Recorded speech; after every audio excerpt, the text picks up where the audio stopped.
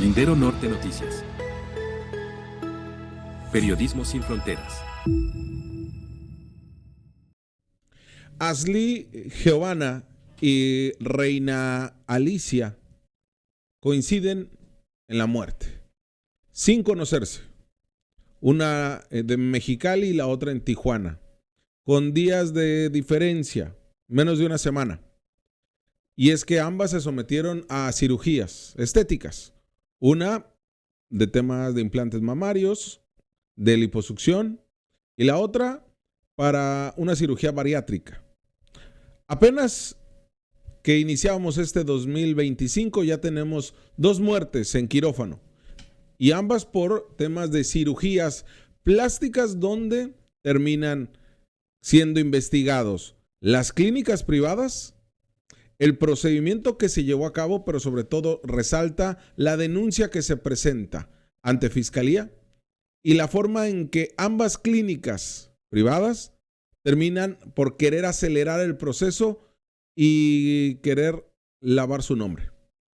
Esto lo vamos a analizar el día de hoy, junto con otros temas que tienen que ver con la gobernadora del estado, que cuestiona a políticos que se manifestaron en su contra y en contra del reemplacamiento el pasado domingo, y la manifestación que se viene el viernes. De eso estaremos hablando el día de hoy. Ya sabe que nos encuentra con nosotros el doctor en educación Rodolfo García para ampliar el análisis. Ya iniciamos.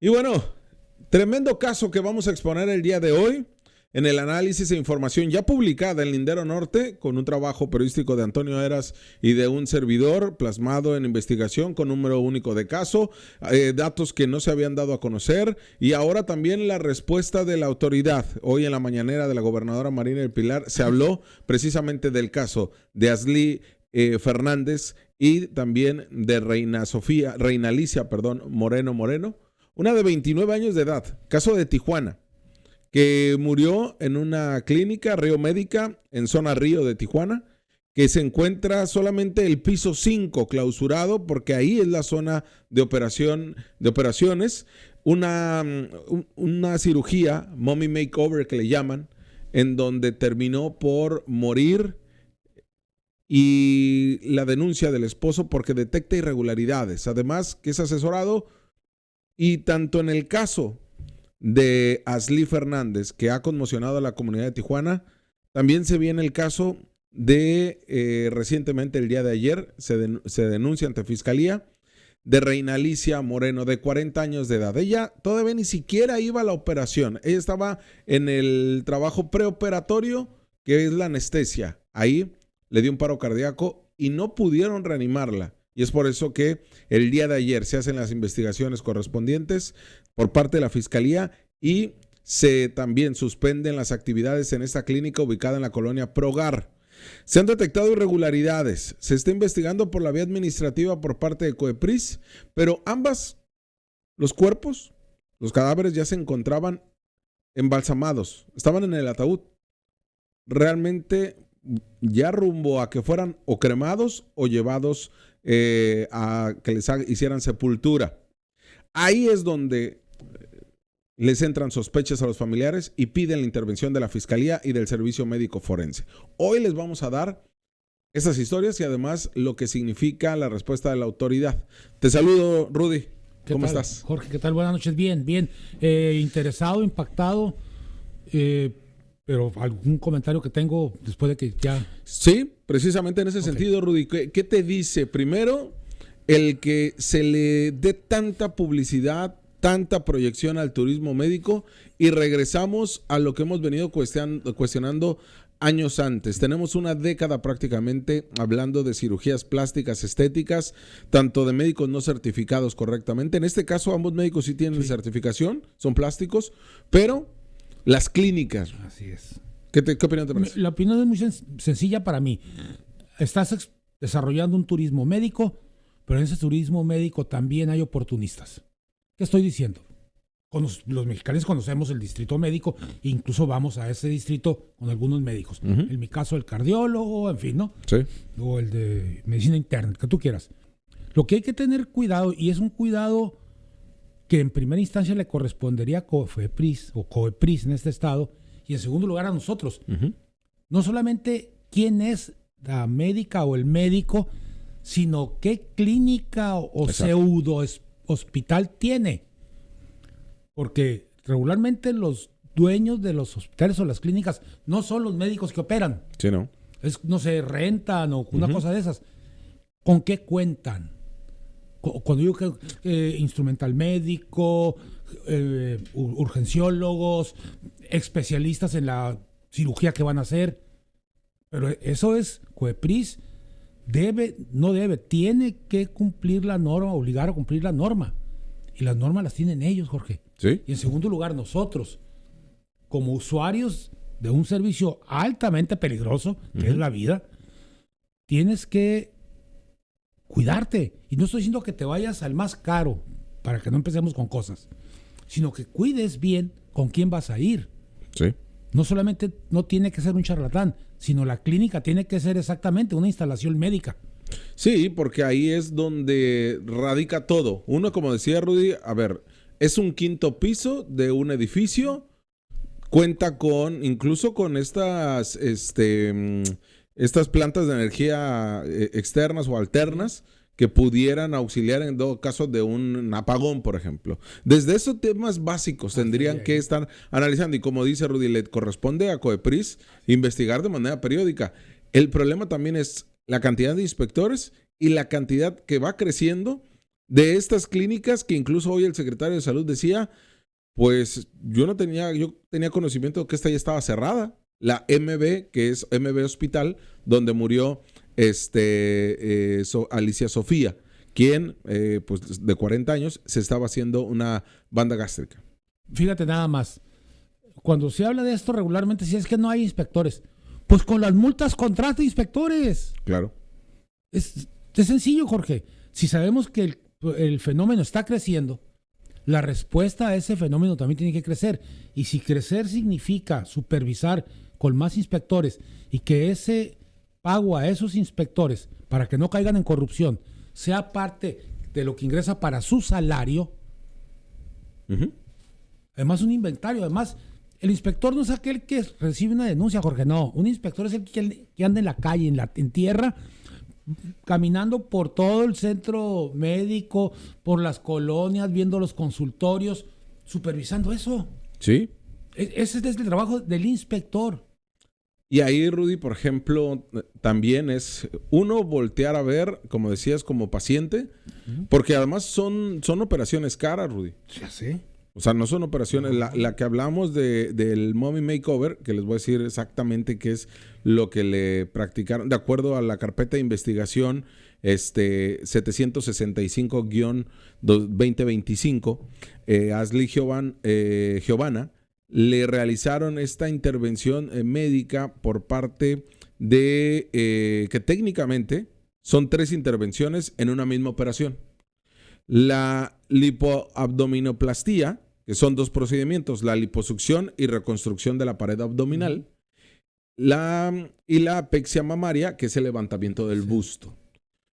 Lo que termina esta clínica por pasar es que le notifican, esto pasó el 6 de enero, le notifican, el lunes 6 de enero, le notifican al esposo que se complicó la operación, que se tenía que acercar a la clínica.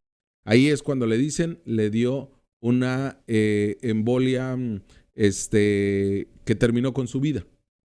Y esto, pues sin duda alguna, esta manicurista, una emprendedora muy famosa, muy reconocida en Tijuana, que la catalogaban o le señalaban que era una influencer, pero realmente, o sea, sí era influencer, pero más que nada era una trabajadora.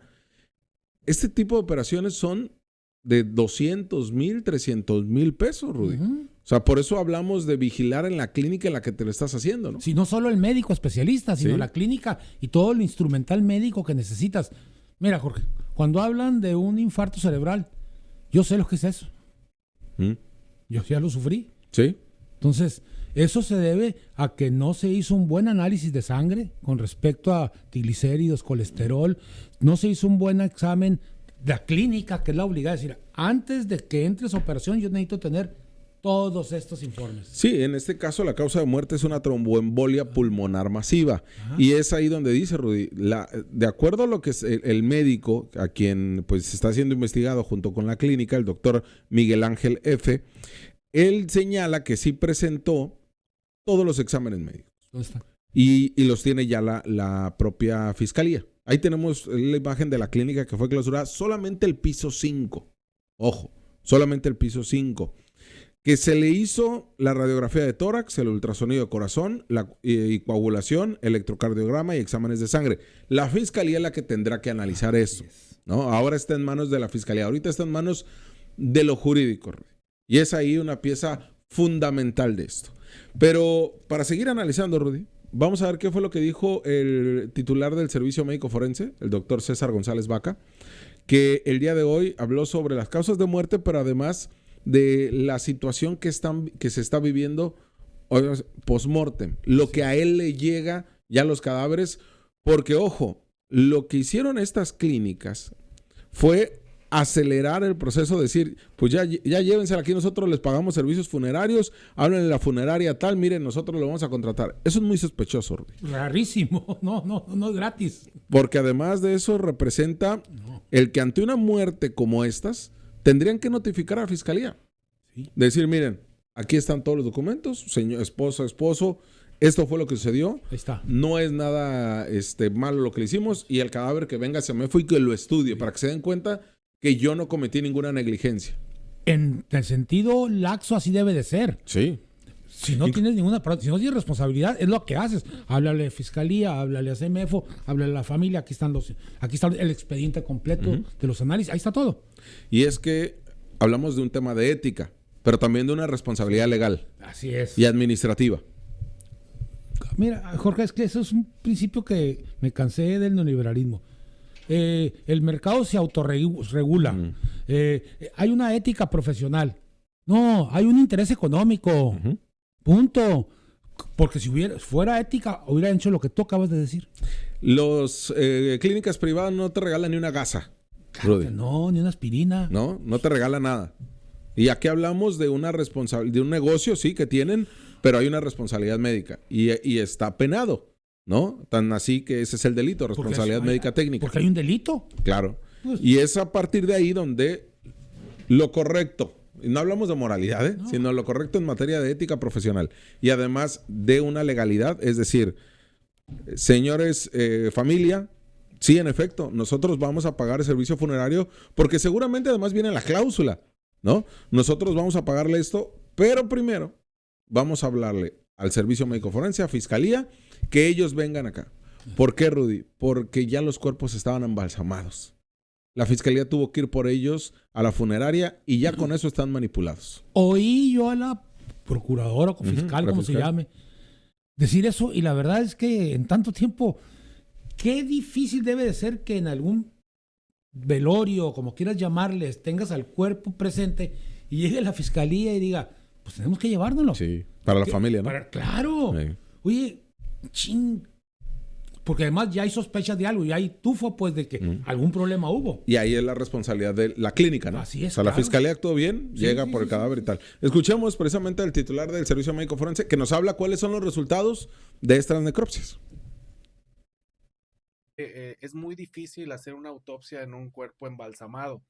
Nosotros pues trabajamos siempre con el cuerpo inmediatamente al fallecimiento. Esto ya es un cuerpo manipulado, es un cuerpo que en el proceso de embalsamamiento normal pues retiran todos los líquidos, la sangre y usan unos trócares, ¿sí? Estos trócares pues obviamente en el proceso normal del embalsamamiento nos manipulan, nos alteran tal cual estaba el cuerpo al momento del fallecimiento, pero se pudo establecer esta causa de fallecimiento. El cuerpo ya fue entregado a sus familiares el día 11 de enero. ¿Algo de ese caso? ¿En qué deriva la tromboembolia? La tromboembolia es en este caso que ya tenemos más conocimiento del expediente, es un padecimiento como complicación al momento del acto quirúrgico. Es no tan frecuente, pero sí puede llegar a pasar. Como tal, el servicio médico forense da la causa. Ya si se quiere investigar algo de responsabilidad profesional técnica por parte de la clínica o de los médicos en tal que tuvieron contacto directamente con la paciente, pues ya es mediante un dictamen de responsabilidad profesional. Lo que sí está mal, y en ambos casos, es el no notificar a la autoridad por medio de los hospitales. Eso sí está mal, porque son muertes sospechosas, ¿sí? En las que se está presumiendo por parte de la familia o del mismo personal médico de alguna responsabilidad, ¿sí? No estamos diciendo que se tenga o no.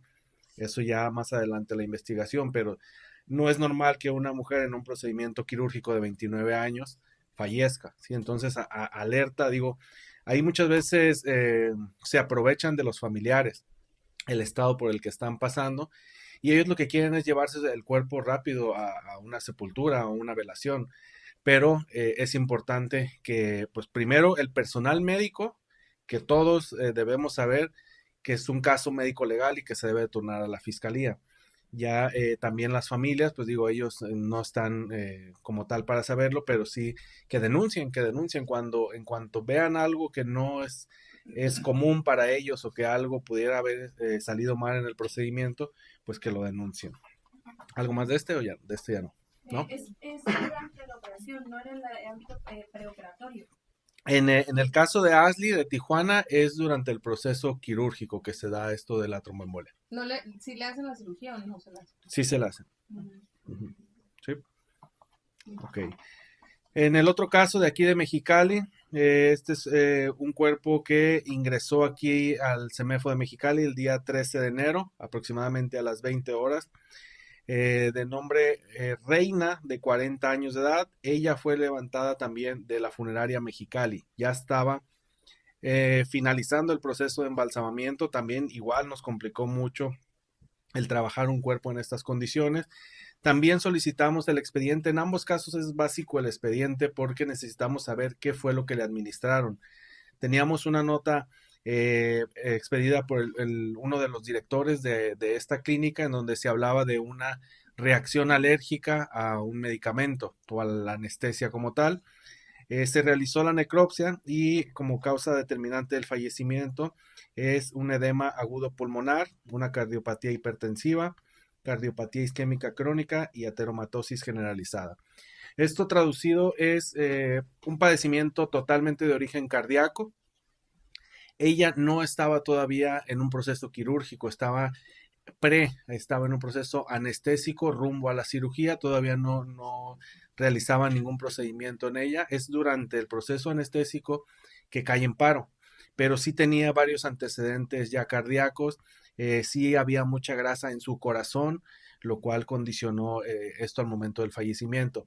Esta causa como tal se considera una muerte natural, la causa, ¿sí? No exime esto ni tampoco culpa a nadie de lo que haya pasado antes o después, ¿sí? Porque también hay que revisar si el hospital, o esto ya lo dirá COEPRIS o la investigación, tenía las condiciones para sacar a esta persona de este paro cardíaco o este paro cardiorrespiratorio, ¿sí? Eso es clave, Rudy. Si estaban las condiciones de la clínica, que fue con lo que iniciamos el análisis. Así es. El asunto es, insisto, una cosa es el médico especialista certificado y todo lo demás, y otras son las instalaciones donde vas a hacer esa operación. Uh-huh. Y en esa, que no es gratuito, lo que voy a poner es, la clínica te cobra, como tú dices, todo. Entonces, el médico dice, a ver, ¿tienes todo? No sé, el respirador, no soy médico, por supuesto, pero tengo todos los elementos para en un momento de crisis poder sacarlo. Y que curiosamente así pasa con el tema de los partos. Por ejemplo, en las clínicas que de repente uno ve y dice, aquí está más barato, ¿no? 15,000 pesos, 20,000 pesos el parto con todo y cesárea casi. Sí, casi. Cuando se complica un parto, una labor de parto y en este caso una cesárea, ¿a dónde van a llevar cuando es una urgencia? Al IMSS, al HG. Sí. ¿No? O sea, los privados. A los privados, ya porque no cuentan con todas las... hablamos de instrumentos médicos, con todo el personal especializado. No cuentan con eso. Y la bronca van y la dejan en los hospitales públicos. Claro, otra vez, porque lo ven como negocio, no lo ven con un acto de ética profesional, ni instalaciones adecuadas. No, lo ven como un negocio. Entonces, cuando se complica, lo que hacen es quitarse la responsabilidad, no quitársela, sino aventar la responsabilidad y lavarse las manos y que sean las instalaciones de los hospitales públicos los que carguen con eso. Sí. Eso es. Y además, ahora estamos ya en el terreno jurídico, Rudy, que eso es lo más importante, porque ahora, con una legislación tan blanda que hay en Baja California hacia el personal médico, hacia las operaciones, hacia las negligencias, en el delito de responsabilidad médica y técnica, esto, aún encontrando irregularidades como ya lo tiene la Fiscalía, va a quedar en nada, Rudy. No, espero que no. Espero que por el bien de todos nosotros, las clínicas que no tengan para cumplir los servicios que ofrecen, sean clausuradas, o dos, obligadas a que tengan todo, Jorge. Tremenda chambota que tiene ahorita la COEPRIS. La tiene y insisto, no tienes personal. Bueno, en los primeros recorridos que hagas, donde no cumplan estas instalaciones, clínicas, hospitales o pseudo-hospitales, como quieras llamarle, aplícales una sanción económica. Y o cierras o lo pones bien. Sí, porque esa es la única. Es la única manera. Y ahí de verdad tendrá que ser el secretario Medina Amarillas una labor importante. Y ahora escuchamos a la fiscal María Andrade precisamente hablar sobre el particular, porque pues también dio el análisis. Ella no habla de que ya detectaron las irregularidades. Yo le digo que ya las detectaron. Sabemos ahí la investigación que se está llevando a cabo. Pero bueno, veamos primero a la fiscal. Se encuentra asegurada en el seguimiento de la diligencia y con el apoyo y asesoría de COEPRIS, de los expertos en tema de medicina. Se advierten varias irregularidades que van a ser parte de la investigación. Ya la señaló el secretario de Salud hace unos minutos y seguimos trabajando el tema de la clínica. Quiero comentarles que ahí el primer obstáculo que encontramos, no había denuncia. El cuerpo de la persona ya se encontraba en una funeraria embalsamado, inclusive que tuvimos que hablar también con CEMEFO para hacer los trámites y que la autopsia nos pudiera arrojar resultados. Estamos en la investigación en este momento. ¿Cuántas clínicas se han sancionado por malas prácticas penal, así como en el asunto de Tijuana? Concluimos con la pregunta de Andrea Jiménez. Al final se quedará el... Ahora escuchemos al secretario de Salud, Adrián Medina Amarillas, quien también habló al respecto, porque a la fiscal le toca lo penal y al secretario lo administrativo.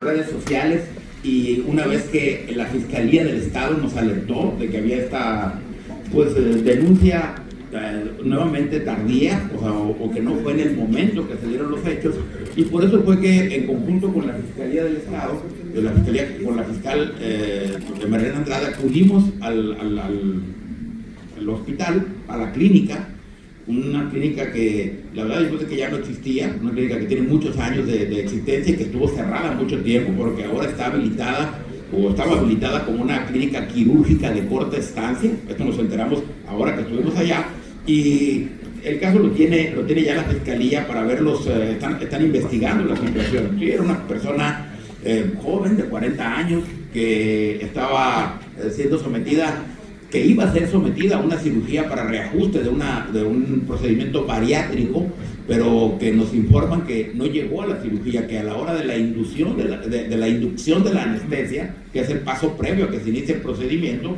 tuvo una reacción anafiláctica, una reacción alérgica mayor que no se pudo revertir y que desafortunadamente falló. Común, pero tampoco le podría decir que es imposible que pase. Puede suceder, no es lo común, es la excepción.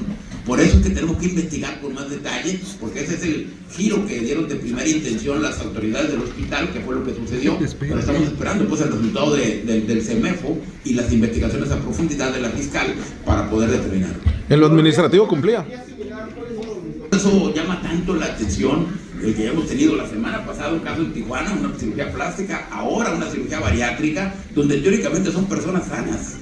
Por eso nos preocupa, nos llama la atención y nos obliga obviamente a seguir con el plan que hemos tenido. Les consta que desde hace 2 años y medio estamos inmersos en este proceso de verificación, de asegurarnos que los hospitales tengan todo lo necesario para ofrecer lo que, al menos lo que ellos publicitan que pueden hacer, y también que los médicos tengan su certificación y de esa manera pues evitar que existan casos penosos donde pueda haber un fallecimiento, donde existan dudas que pudo haber malpraxis o que pudo haber... Ahí ese es el señalamiento. Una mala praxis, una responsabilidad médica, pero también lo volvimos a señalar. Las condiciones de las clínicas, y eso es fundamental. Te aclaro que no había oído yo al secretario. Sí, no. Sin embargo, esa es la lógica. O sea, las instalaciones y los instrumentales, los urgenciólogos, todo ese tipo de cosas que deben de tenerlo. De nueva cuenta, Aslin Fernández y Reina Alicia Moreno coinciden, Rudy. Sí. Coinciden en sus muertes sin conocerse, a casi 200 kilómetros de distancia, con un escenario donde el turismo médico tiene que ser de nueva cuenta analizado, y en la reflexión de que si lo van a promocionar tanto y se están trayendo a tantos canadienses, estadounidenses, de todo el mundo, darse cuenta de estos riesgos, sí, pero como decía el secretario, es mínimo, es la excepción, no tiene que darse. La coincidencia está en la negligencia médica y hospitalaria, Jorge. Y pueden estar a 5 metros o a 500 kilómetros. Si la negligencia es en términos de las instalaciones, en términos de la atención, en términos de la prevención, en términos de los análisis clínicos, pues va a haber, esa es la coincidencia. Porque en el caso de la muerte de Mexicali, de Reina Alicia, es una, los exámenes preoperatorios, porque ahí sí te determinaba que ella ya había padecido tema del corazón. Incluso para hacerte alguna intervención, Rudy, te dicen eso, ¿no? O sea, realmente tú no te podríamos hacer esta operación porque tu cuerpo ya no lo va a resistir. Así es. ¿No? Entonces, es porque la iban a meter a quirófano. Ella estaba apenas en la anestesia, y además de eso, sí las instalaciones, volvemos a señalar, tenían para reanimar a la persona. O sea, si era contundente que ya no se iba a rescatar, o si no tenían los elementos para poder hacerlo. Pero todo pinta turbio, ¿eh? Esto es turbio porque ya estaban embalsamados. Sí. Entonces, la lógica es, venga Semefo y venga Fiscalía y vea esto, ¿no? Claro. Para que nosotros quedemos abiertos, limpios. Nosotros hicimos esto y realmente fue un fallo cardíaco el de la señora. Y ahí queda. Hubiera sido, ante este escenario, ahorita estuvimos platicando de otro tema. No sería tema. Sí. Sí, no sería un tema público, al menos. Público, o podría ser un tema público a partir de los riesgos de estas operaciones, pero no de una mala praxis o no de unas malas instalaciones, ¿no? O como una alerta nada más. Oye, cuidado, si usted se va a operar, tenga cuidado con este tipo de cosas que las clínicas ya deberían de decirte, ¿eh? Sí. Te van a operar, a ver, pues primero, cuidado, no, porque yo tomo pastillas para la presión. Entonces, a mí lo primero que me preguntan cada vez que voy a una consulta, ¿tiene presión alta? Sí. A ver, espéreme. Entonces ya hay una diferencia, pues. Sí, porque incluso hasta si tú, por eso es que les hacen los exámenes, porque tú como paciente puedes mentir con tal de tener un bonito cuerpo, ¿no? En este caso. Pues. O sea, tú decir, o la estética que uno quiere, puedes mentir, pero, oye, ¿sabes qué? No me dijiste esto. Así es, aquí está. No, aquí está, no te puedo operar porque no me comentaste eso. Así es. Entonces, ya el problema es que todo lo que sabemos hoy que padecían ambas mujeres es post-mortem. Pues sea, sí, en la parte previa no se dio, pues. Rudy, cambiando totalmente de tema, la gobernadora del estado el día de hoy, pues era un tema a cuestionarle, que el reemplacamiento, que en la ley de ingresos se contempla como obligatorio antes del 1 de junio, dice la gobernadora, lo vamos a modificar, ya no va a ser obligatorio. Y va a haber estos beneficios que le llaman, que al final es como una enmienda de errores, con un 80% de descuento y 100% para personas con discapacidad. Pero esto que te señalábamos el día de ayer se le salió de las manos al gobierno del estado, hoy enfrenta una protesta. Y la gobernadora cuestionó, obviamente, a los actores políticos, no a toda la protesta, ojo, sino a algunos actores políticos que participaron. ¿Cómo lo ves tú, Rudy? Mira, me quedo pensando porque yo sí tengo respuestas. Lo que sucede son respuestas más populares, no populacheras, que otras. El problema no es el problema, Jorge, y no estoy hablando aquí de un galimatías. El problema es quiénes se suben a ese problema para sacar algún provecho político. Sí. Cuidado con eso. Nosotros ya lo vimos de los 80s. El problema está ahí. El problema es el reemplacamiento. Primero, debo decirlo, no tiene buenos asesores la gobernadora, Jorge, porque no miden las consecuencias. Sí. Así de fácil. Ese War Room no lo tiene, gobernadora. Tiene que tenerlo. ¿Sabes cuál es el problema ahorita, Rudy? Que están peleados. Peor tantito. Están peleados. Está peleado el secretario de Hacienda con el oficial mayor. Están peleados. Todo el mundo está peleado con Edsa Jauregui, el secretario de Bienestar. Alfredo Álvarez no ha podido mediar en ninguna. Se pone en un lado en uno, se pone en un lado en otro. El oficial mayor tiene otra dinámica. Entonces, el War Room de la gobernadora está peleado. Pues lo que necesitas es un manotazo en el escritorio y poner todo en orden. Yo ya lo viví, Jorge. Uh-huh. ¿Sí? O sea, había dos grupos dentro del ayuntamiento, el PRI y la gente que fuimos invitada desde la izquierda. Uh-huh. Pero había un golpe en la mesa que decía, hey, aquí venimos sobre un asunto y se acabó. Entonces, ¿qué estoy diciendo? Mira.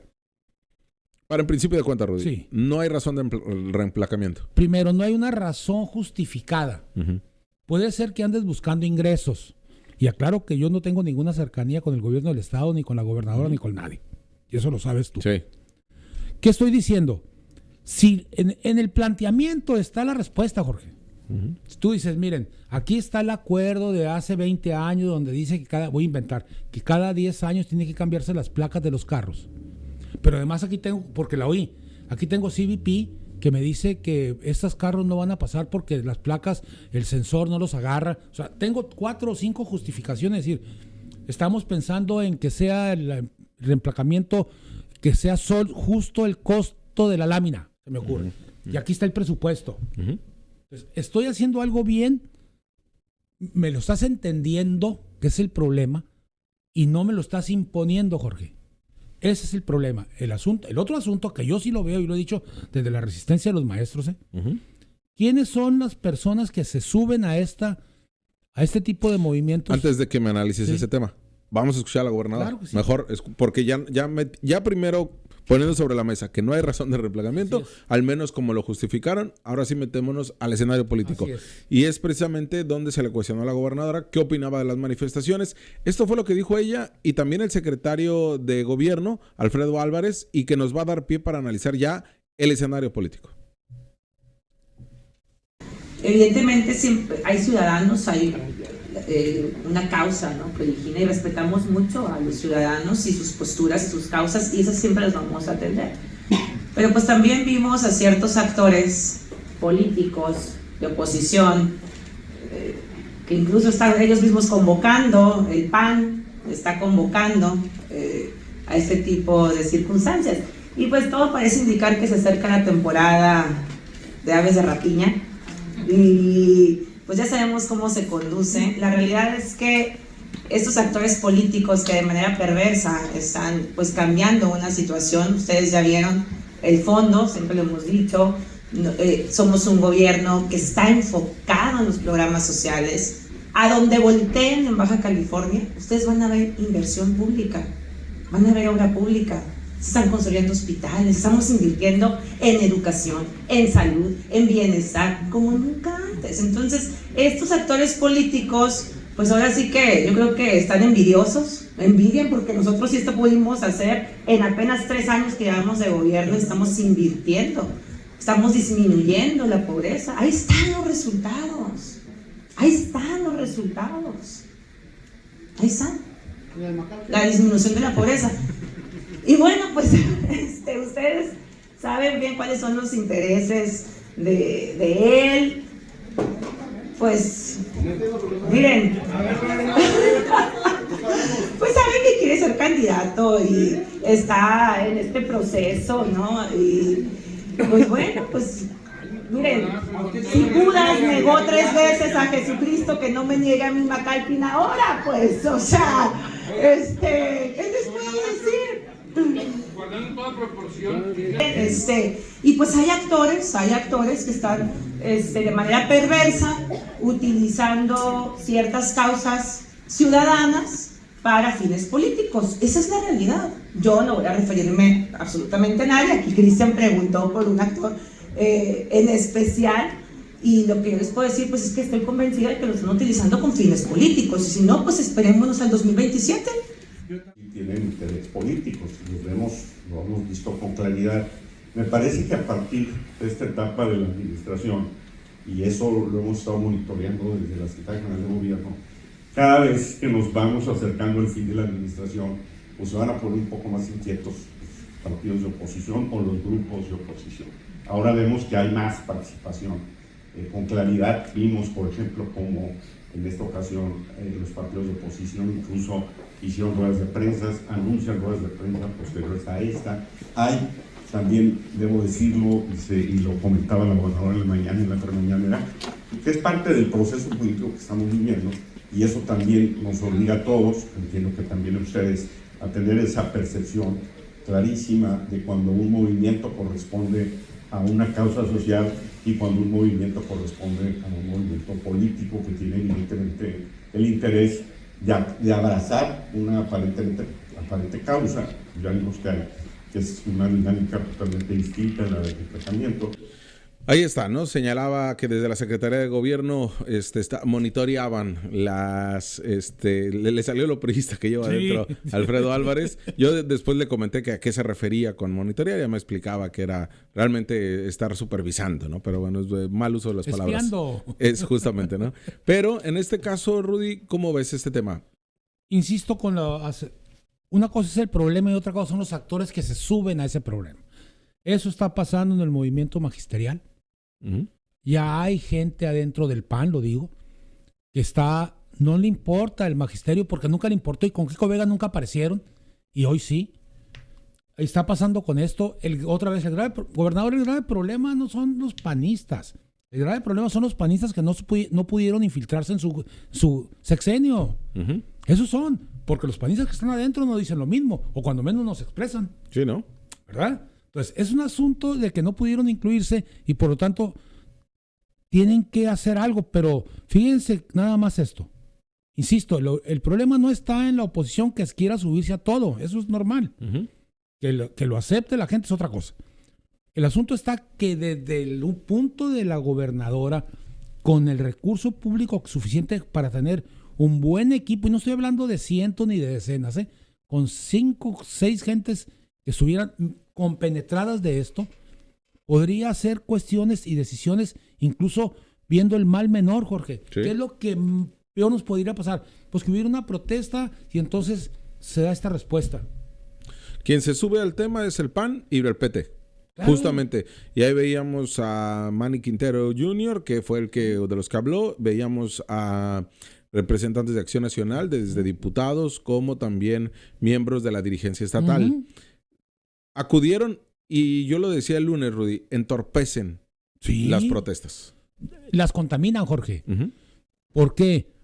Porque la gente, la sociedad ya se acostumbró a que una cosa son los movimientos sociales y deben quedar al margen las militancias. No estoy diciendo las ideologías, uh-huh, sino la militancia para que esto se mantenga. Otra vez, 2017. Sí.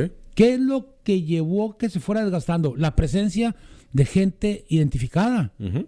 Eso fue lo que fue llevando poco. Si ya está esta gente, el problema sigue siendo el problema, pero no puedo entrar yo con esta gente. Uh-huh. Entonces, el asunto está ahí, insisto. La oposición tendrá que hacer esto y otros ridículos más.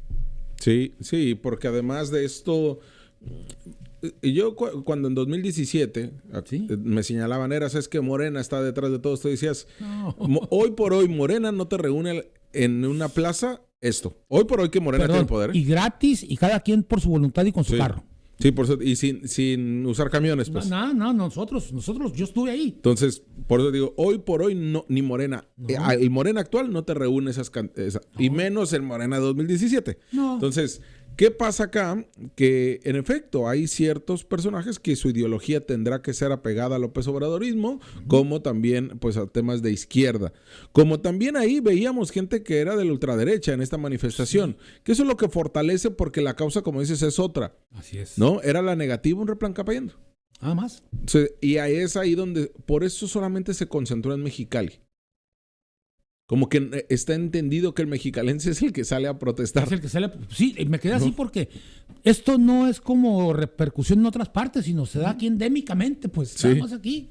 Sí, y es ahí donde los activistas que ya tienen mucho recorrido en esto tendrán que tener sus filtros. Así es. De quién habla, quién toma la palabra y cómo se hace. Esto no es un acto meramente democrático, también las protestas tienen protocolos. Sí, pero además tienes un orden. Las protestas están ordenadas. Sí. Eso yo lo viví, pues tienes un contingente de entrada, un contingente de retaguardia, tienes una lista de oradores, tienes una línea discursiva y los temas centrales.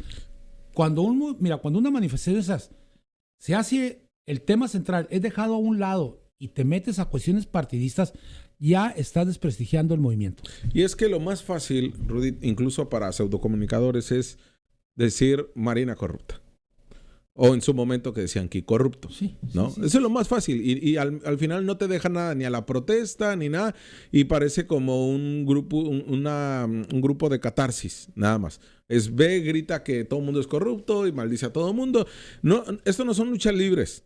No. Esto se trata de una protesta sentida que tampoco hay... No, me refiero a que no tienes que usar temas que no tienen nada que ver con la protesta. Si desvías del tema central, te vas a otro lado, el tema central se cae solo y entonces la gente que va auténticamente por ese tema central, por ese problema, se va. Porque sí, critica a la gobernadora con todo, ¿no? Lánzate con todo contra la gobernadora, si quieren contra su esposo Carlos Torres, contra quien quieran.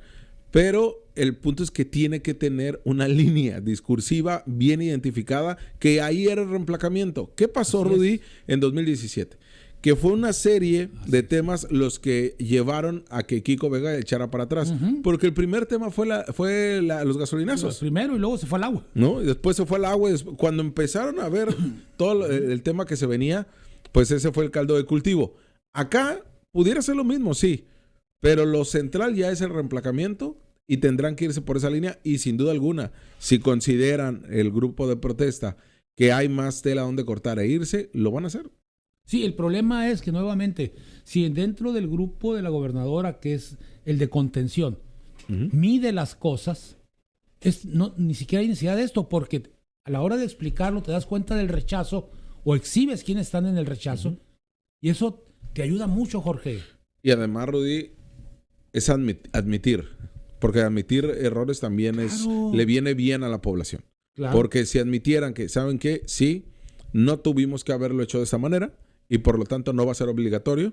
Así es. A que nos digan, no, es que nunca fue obligatorio. No. Otra vez. Otra vez el War Room. Nuevamente. No es obligatorio, solo llamamos a la conciencia ciudadana de los automovilistas, pero además les advertimos, aquí está el documento de CBP, que si ustedes están pasando, no los van a dejar pasar porque las placas ya se cayeron. O sea. Y que nos digan, por cierto, Jaime Bonilla Valdés contrató esto y aquí está un proceso administrativo, ¿no? O sea, el punto es que no hay un diagnóstico y no está acompañado. Rudy, cerrando el día de hoy, con un tema que sé que tema educativo siempre guardo algo para los miércoles y hablábamos de que el inicio del ciclo escolar para la educación básica se puso, ahora habrá una nueva enseñanza o una especie como de taller que los mismos docentes van a hacer, hablar sobre las drogas y específicamente el fentanilo. Sí. ¿Qué te dice, Rudy? Me dice algo muy sencillo, que ya está llegando a las escuelas de educación básica, el fentanilo, y que aquí debe haber una respuesta por dos lados. Primero, al interior, que es la parte de la docencia, pero al exterior, que es la parte de la policía. ¿Es tardío, Rudy? Esa es la pregunta que lo ponemos como tema. Sí, claro, que es tardío, por supuesto, porque ya hay consumo, pues. La prevención es de que pide el consumo de otro lado, pues aquí hago el cerco, ¿no? Y esa es una política nacional. Por supuesto que sí. Como maestro, tú que no fuiste de educación básica, pero como docente, ¿sí es algo positivo que al maestro todavía le carguen otra cosa? Mira, es algo preocupante. Yo sí estuve algún tiempo en secundarias haciendo un estudio cualitativo, de investigación cualitativa. Y mientras más le des la oportunidad al docente de que participe desde su óptica, es mucho más importante. Es más, es hasta benéfico porque cuando es impositivo, hasta lo rechazas. Cuando dices, a ver, docentes, porque además ¿sí? ¿En qué área estás? Pues estoy en ¿y a qué te enfrentas? Pues es que yo ya me enfrenté a un adolescente drogado o sé que en la esquina venden droga. A ver, ayúdanos a hacer un protocolo, un curso, lo que tú quieras, de cómo prevenirlo. Entonces, desde mi experiencia, lo aporto. Cuando viene de fuera, a nivel nacional, y se toma de referencia Toluca en vez de Mexicali, pues las cosas cambian. Claro. Entonces, es una carga, fíjate que no lo es, es una aportación Carga es la administrativa, Jorge. No, sí, no, yo me refería yo porque pues no soy pedagogo, pero yo digo, a ver, si ya tienen que hablarte de español, de matemáticas, de historia, y ahora todavía les tienes que decir, ¿sabes qué? Y en el mismo horario vas a tener que hablarles de droga y unos cuadernillos de los cuales ya tendrían que estar capacitados, porque aparte tampoco les vas a hablar de temas científicos, les vas a hablar de temas preventivos. Le vas a dar incluso en términos de qué le puede pasar a posteriori, ¿eh? Sí, y es que a mí se me hace correcto. Lo que yo te preguntaba, Rudy, tú como docente, es si realmente era más carga o si realmente te representaba una bronca hacerlo. Pues. No, porque es un cotidiano. Okay. O sea, en la medida que tú vives todos los días en una escuela, te vas encontrando un fenómeno que es el fenómeno áulico, donde hay una serie de elementos de drogadicción, de abandono, de violación, de agresiones, junto con el quehacer de la ciencia que tienes que dar en secundaria, o español o inglés. No, aparte te encuentras con el fenómeno social adentro. Sí. Y además, indirectamente ya lo afrontas, ¿eh? Claro. Tienes una orientadora, tienes un coordinador de los grupos de primero, uno de segundo, porque sabes que hay un problema ahí y que eso te afecta en el trabajo docente. Te insisto, la carga es la administrativa. Sí. Si le quitas carga administrativa y no solamente lo pones a hacer un taller vivencial, sino te puedo asegurar que saldrían mejores protocolos desde los CTE que desde la Secretaría de Educación, ¿eh? Justamente en el CTE se trató este tema y es a partir de ahí como empezaron con esta línea que es una política nacional, que me queda claro que Sheinbaum ve totalmente distinto el tema de la política antidrogas a lo que hacía Andrés Manuel López Obrador, ¿no? Es científica. Sí, y es ahí donde que se requería hablar. Y fíjate que esto va a ser demasiado interesante, Rudy, porque si tú hablas de fentanilo en las escuelas públicas, entonces también puedes hablar de riqueciosis. Sí. Entonces también puedes hablar de los problemas de salud cotidiana. Esa es la nueva escuela mexicana. Justamente el contexto en el cual se vive el alumno. Y ese contexto tiene que ver con todo eso. Con fentanilo, con prostitución, ¿sí? Con riqueciosis, con, no sé, insolación, deshidratación. Todos esos elementos, esa es la vinculación con el contexto. Claro. Entonces, si lo abordas desde ahí, desde los actores, que es los alumnos y el docente, pues son los que lo están viviendo, Jorge. Imagínate una escuela donde no hay pavimento. Sí, totalmente. Es diferente a una escuela donde está cubierta de pavimento desde su óptica de la vida. Bueno, pues este docente va a participar de una manera diferente con respecto, no sé, a tuberculosis, enfermedades del pulmón, no sé, todo esto a este de aquí. Y entonces, sí, la contaminación en Mexicali, por ejemplo. Con la contaminación en Mexicali, por ejemplo. Que el maestro que incluso, por ejemplo, les pida a los alumnos o que pida a la Secretaría de Educación cubrebocas. Cubrebocas, por ejemplo. ¿Sí? Comparte un proyecto, por ejemplo. Dos, se lo voy a decir una vez, mira, y lo van a hacer algunos maestros. Agarren, limpien muy, muy bien 1 metro cuadrado de la entrada del salón de clases y cuiden que nadie lo toque con algunos tapes y bárralo al día siguiente y ahí le vas a demostrar a los alumnos in situ el tamaño de la contaminación que viven en sus casas. Está importante esa dinámica. Sí. Una dinámica interesante. Y justamente ya nosotros nos despedimos. Los vamos a dejar con lo que nos dijo Luis Gallego de la Secretaría de Educación sobre este tema, ¿no? Porque si les quedaban dudas de cómo se está haciendo o cómo ya lo están viviendo sus hijas e hijos y ustedes ni en cuenta, pues bueno, ahí les vamos a dejar. Gracias, Rudy, por estar acá. No, gracias a ti. Nos vemos. Nos vemos el próximo miércoles con el Rudy. Gracias. Mañana nosotros en punto de las 8 de la noche. Ya está informado, pero tiene la última palabra. Muy bien. En la campaña Aléjate de las drogas, el fentanilo te mata, elige ser feliz. El planteamiento es que desde el aula los docentes van a estar usando de 10 a 15 minutos 2 o 3 sesiones por semana, las próximas 9 semanas, para hablar directamente con los jóvenes, con la niñez, sobre el tema del impacto negativo que tienen las drogas.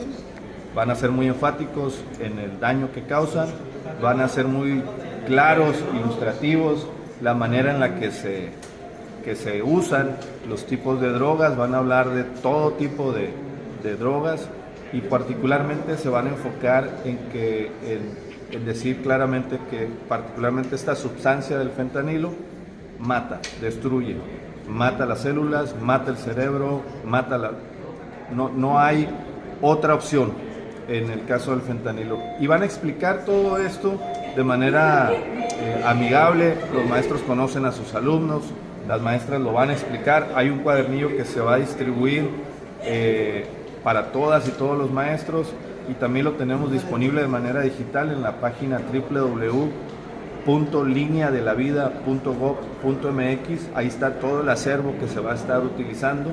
Ahí podemos descargar 2 cuadernillos también, el de docentes y el de padres de familia. En físico vamos a distribuir 29,000 cuadernillos para docentes y cerca de 300,000 cuadernillos para padres, madres y tutores. En ese sentido, se va a bien informar a los padres y madres de tutores para que acompañen esta campaña de información contra el fentanilo con sus hijos, sepan cómo abordar esta información en casa y cómo abordarlo directamente con sus hijos.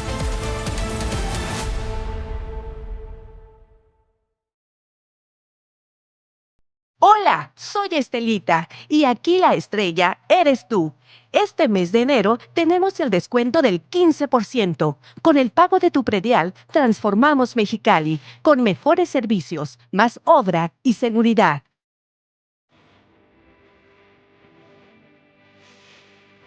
Hoy estoy más fuerte y más alta. Y puedo ganar todas las carreras. Y concentrarme mejor. Porque como dicen, pancita llena, corazón contento. Gracias al programa de desayunos escolares calientes del gobierno del estado de Baja California, se entregan casi 300,000 desayunos calientitos todos los días en las escuelas. Con tu ayuda, seguimos trabajando por nuestras pequeñas y pequeños, con el corazón por delante. Pancita llena, corazón contento.